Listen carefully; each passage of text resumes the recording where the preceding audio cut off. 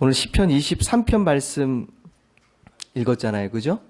네, 시편 23편 말씀이 명절을 지내고 힘들게 보내시고 또 피곤하고 또 이런 분들에게 또 축복이 되는 말씀이 되기를 원합니다. 여러분들에게 정말 여러분들 삶과 가정에 풍성하게 복을 내려주시는 그런 말씀인데, 말씀을 나눌 때에 은혜가 있게 되길 바랍니다. 시편 23편에서 다윗이 자기가 받은 축복에 대해서 이야기합니다. 하나님께 받은 축복을 이야기하는데, 그것을 딱 두 가지로 이렇게 요약한다면 영혼의 소생과 내 자녀의 축복입니다. 영혼의 소생과 내 자녀의 축복. 결론을 제가 먼저 말씀드린 건데요. 여러분이 이 영혼의 소생의 축복과 내 자녀의 축복을 앞으로의 삶 가운데 다윗이 받은 것처럼 동일하게 받을 수 있게 되길 바랍니다. 저를 따라서 한번 해보십시오. 제가 한번 말씀드리면 그걸 그대로 따라해 보세요. 하나님, 내 영혼을 소생시키시고 내 잔을 넘치게 하옵소서. 아멘. 예, 요거를 좀 문장을 외우셔서 항상 힘들 때마다 그렇게 한번 되뇌어 보세요. 또 고백해 보시고 하나님께서 이루어 주실 줄 믿습니다. 자, 그렇다면 영혼의 소생과 내 잔의 넘침의 축복을 받기 위해서 우리는 어떻게 해야 하는지 오늘 말씀을 통해서 깨달을 수 있게 되길 바랍니다. 다윗은 자기 영혼을 소생시키고 또 자기 잔을 넘치게 하시는 하나님을 어떤 하나님이라고 고백을 하냐면 목자라고 고백합니다. 목자. 오늘 말씀 속에 목자. 여호와는 나의 목자시니. 이렇게 시작하죠. 여호와는 나의 목자시니. 사실 다윗은 하나님을 다양하게 경험한 사람이에요. 다양하게. 골리앗과 싸움에서 그는 자기와 함께 하시는 하나님을 뭐라고 또 고백하냐면 만군의 여호와, 이스라엘 군대의 하나님이라고 고백합니다. 만군의 여호와, 군대의 하나님. 모든 전쟁에 뛰어나신 군대의 지휘관으로서 고백합니다. 다윗에게 있어서 골리앗과의 싸움뿐만 아니라 모든 전쟁에서 다윗은 전사의 하나님을 경험합니다. 항상 이기게 하시고 전사의 하나님.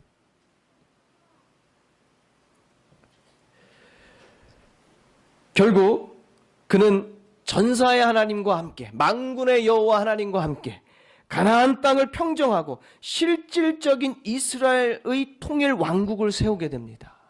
만군의 여호와 하나님과 함께. 그리고 다윗에게 하나님은 공의로운 하나님입니다. 공의로운 하나님. 자기 부하장수 우리아의 아내, 여러분도 잘 아는 아주 어여쁜 밧세바라는 여인이 있었어요. 그런데 그 우리아의 아내 밧세바를 어떻게 합니까? 뺏어버립니다. 남의 아내를 뺏어요. 간음이죠. 간음. 그래가지고 그 간음을 덮으려고, 또 밧세바가 임신한 사실을 덮으려고 어떻게 합니까? 그 밧세바의 남편 우리아를 전장에서 죽게 합니다. 살인입니다. 살인. 거짓말합니다. 거짓말. 이런 모든 것들이 거짓이지요. 덮으려고 그래요. 거짓 증언합니다. 결국 밧세바 사이에서 낳은 이 첫 아이를 하나님이 부르십니다.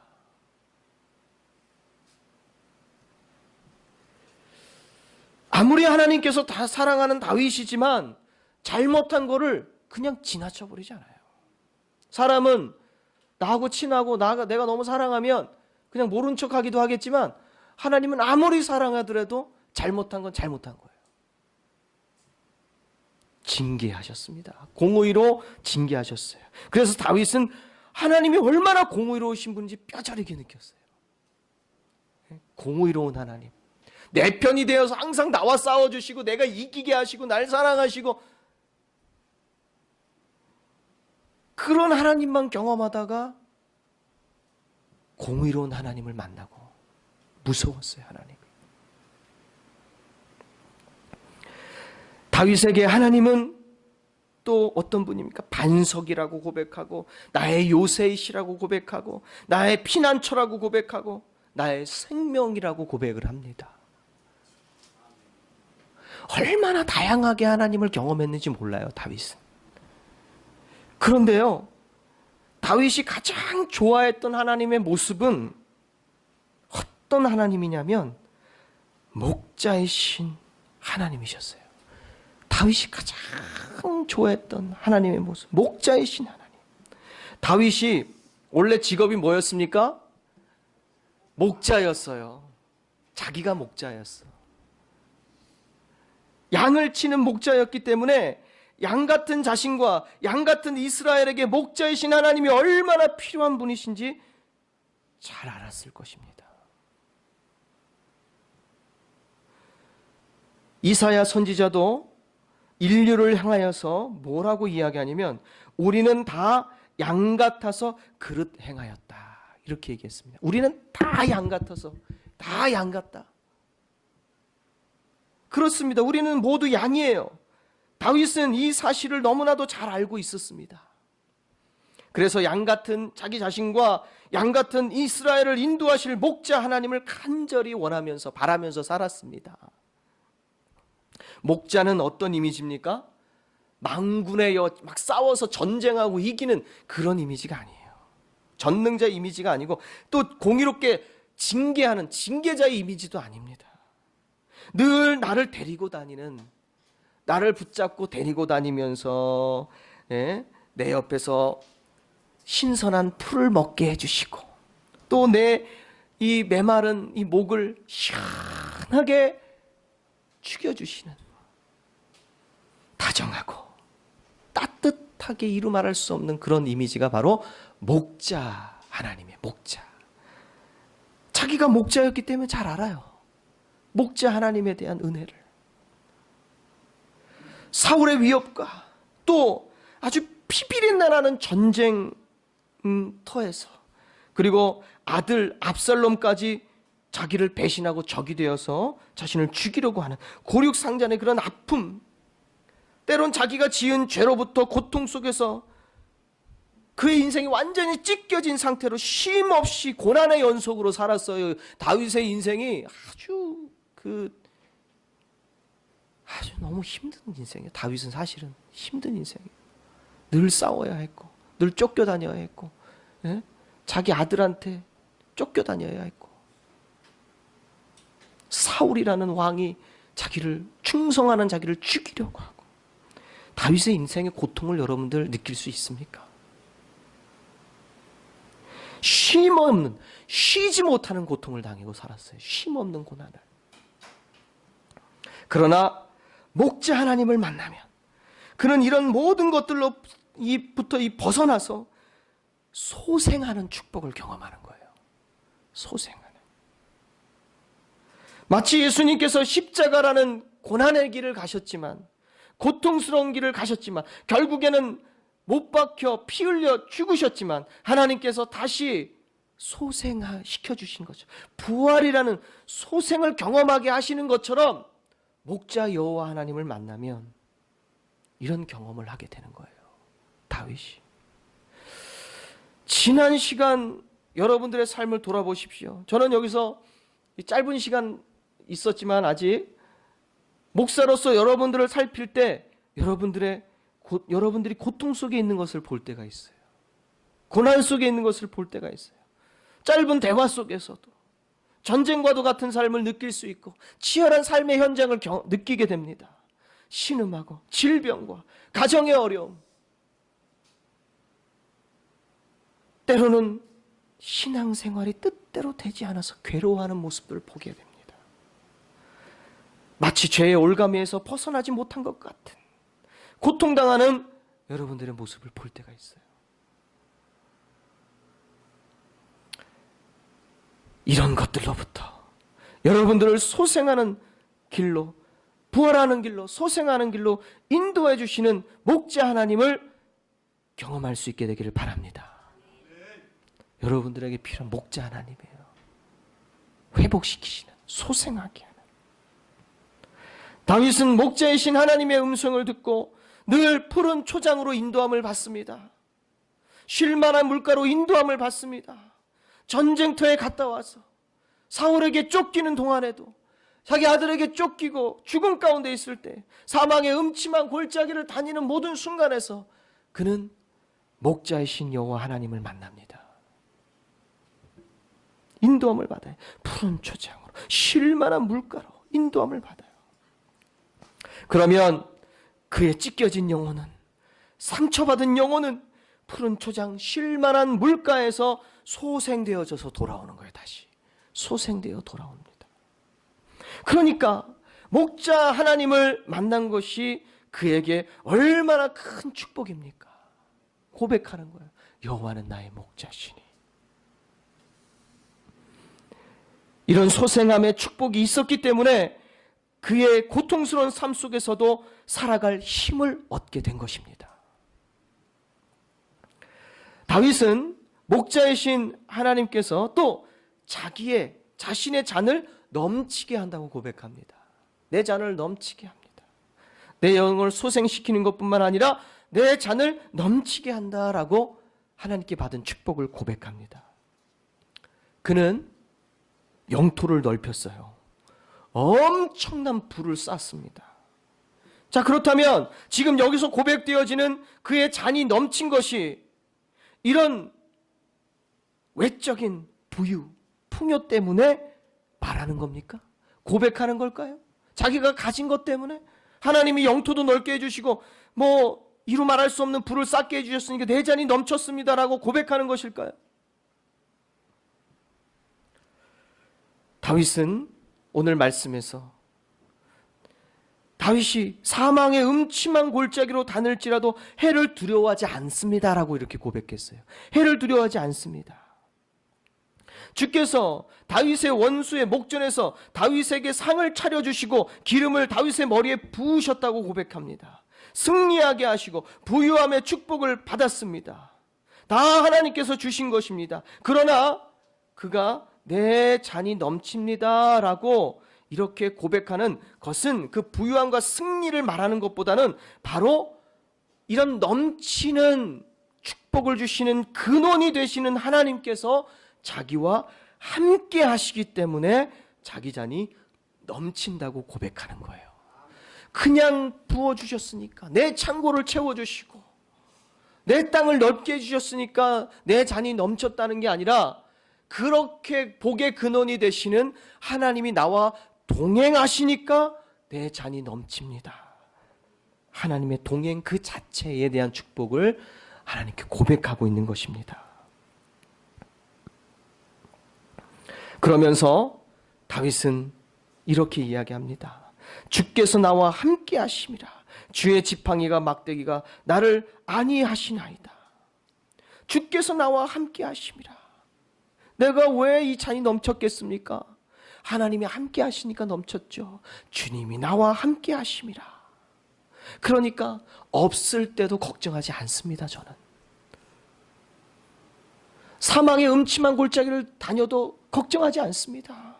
내 부유가 내게 있었다가 사라져도 나는 걱정하지 않습니다. 왜? 세상의 것들은 없어도 하나님이 나와 함께 하시니까 여전히 내 잔은 넘치고 있는 겁니다. 하나님이 있기 때문에.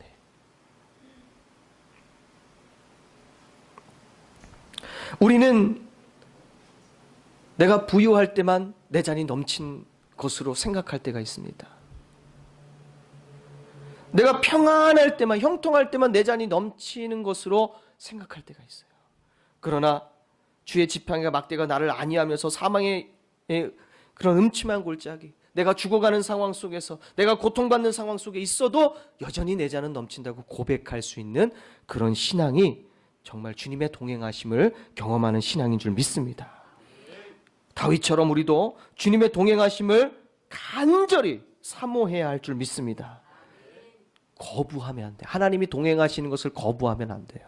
그런데요, 안타깝게도요, 우리는 주님의 동행하심을 좀 부담으로 여길 때가 있어요. 하나님, 내가 요 순간만큼은 조금 하나님 모른 척 해주시면 안 되겠습니까? 요 순간만큼은 제가 좀 세상 사람들처럼 그렇게 좀 살아봤으면 좋겠어요. 잠깐만 눈 감아주세요. 하나님 함께 하시니까 제가 하고 싶은데 못하겠어요. 부담으로 여겨질 때가 있어요.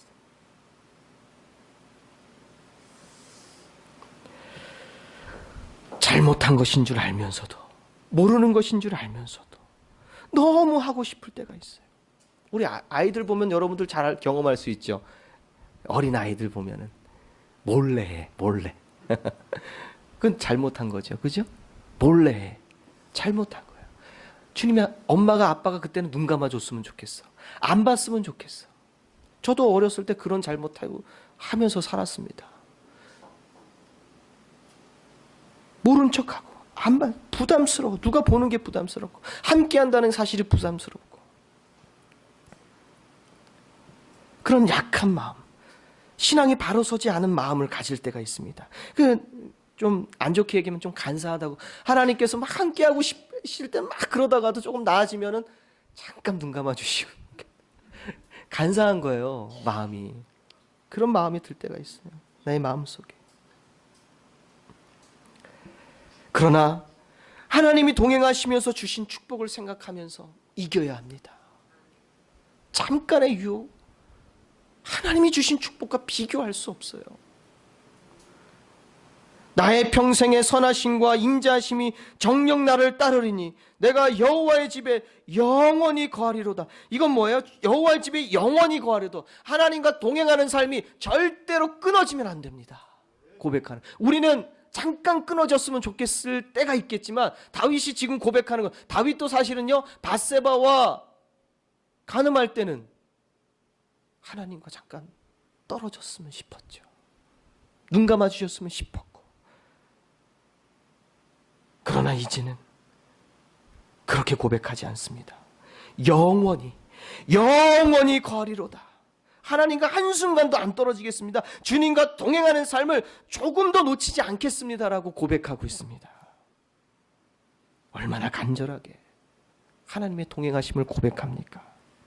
성전 중심의 신앙생활, 예배생활, 기도생활, 주님을 향한 봉사와 헌신, 주의 집에 영원히 거하리로다. 주님과 영적으로 깊은 교제 속에서 살겠습니다. 세상과 교제하는 거 싫어요. 주님과 교제하겠습니다. 여러분들에게 예배가, 혹은 기도가, 찬송이 짐으로 여겨질 때가 있습니까? 봉사가 짐으로 여겨질 때가 있습니까? 그럴 때 조심하십시오. 주님과 동행하는 삶을 여러분들이 거부할 수가 있습니다. 그렇기 때문에 더욱 목자이신 우리 여호와 하나님이 필요합니다. 그런 생각이 들 때 여러분들은 소생되어야 하는 순간이에요. 소생의 순간, 회복의 순간이 필요합니다. 여러분의 영혼이 소생되길 원하십니까? 여러분들의 잔이 넘치기를 원하십니까? 그럼 여호와의 집에서 영원히 살리로다. 주님과 동행하는 삶을 고백하는 그 고백과 그런 다윗의 실천이 여러분들에게 있게 되길 바랍니다. 여러분들의 영혼은요, 반드시 소생되어져야 합니다. 반드시요. 반드시 소생되어요. 여러분들의 잔은요, 반드시 넘쳐야만 합니다. 그것이 바로 교회의 소생이고 교회의 넘침이 됩니다.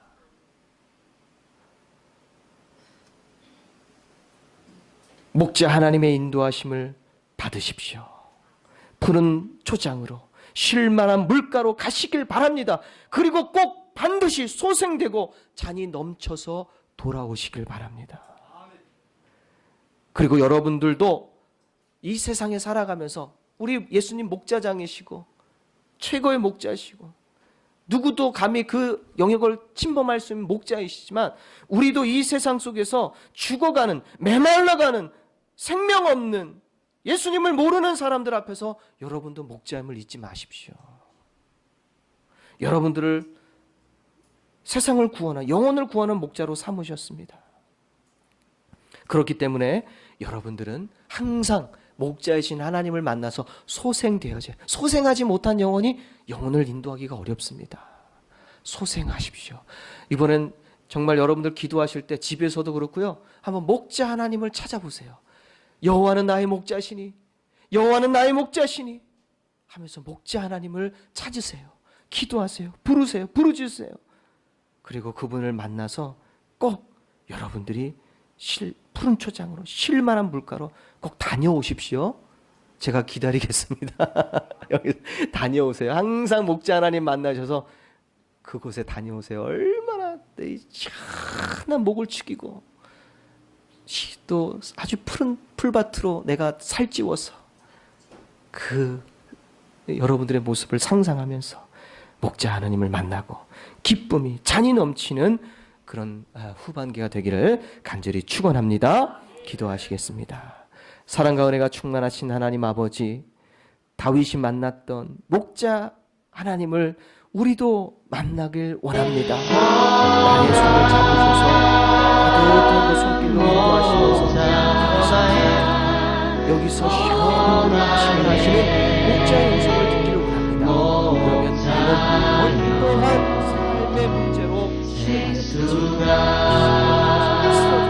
넘치는 곳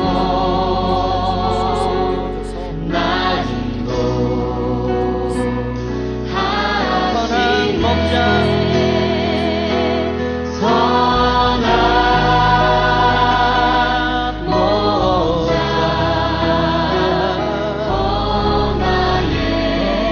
나의 목자여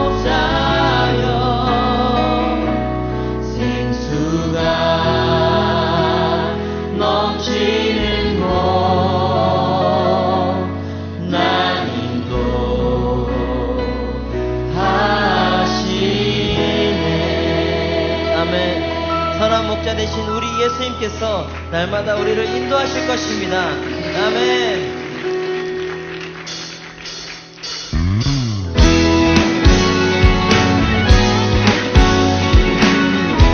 우리 예수님께서 우리를 인도하실 것을 신뢰하십니까? 우리 매일매일 산 주님만 따라 삽시다.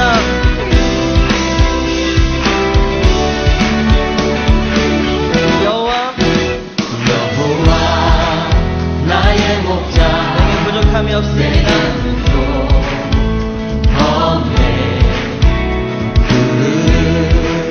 조자 위에 나의 몸 누이시네.